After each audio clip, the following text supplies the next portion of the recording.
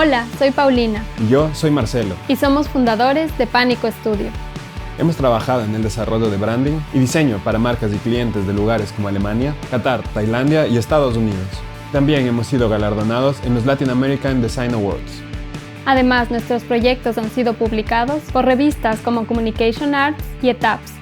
Al trabajar con branding, buscamos encontrar la esencia de las marcas y transmitirla a través de un universo visual simple con un lenguaje potente y directo. Para ello, seguimos un proceso creativo sistemático que nos ayuda a ser libres al momento de trabajar. Esto alimenta nuestro espíritu rebelde, que rompe con soluciones tradicionales y prefabricadas. El objetivo es que nuestros clientes puedan conectarse con su público, a la vez que mantienen su autenticidad, a partir de tipografías, diseños y colores. En este curso de doméstica, aprenderás a encontrar la esencia de una marca y a presentarla al mundo de forma sólida y auténtica.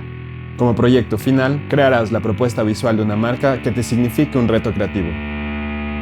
Para empezar, conocerás procesos, tanto para trabajar el branding con libertad y creatividad, como para entender bien al cliente sin perder nuestra visión del diseño. Después de compartir algunas de nuestras experiencias profesionales más significativas, te enseñaremos cómo entender una marca y su estrategia. Pasaremos a la búsqueda de inspiración visual y a la definición de un concepto. Luego, aprenderás a elegir una tipografía y a desarrollar un logotipo sólido. Por fin, diseñarás todo el universo visual de la marca, seleccionarás sus colores, armarás una presentación para su propuesta visual y entenderás cómo potenciar el proyecto en sus aplicaciones.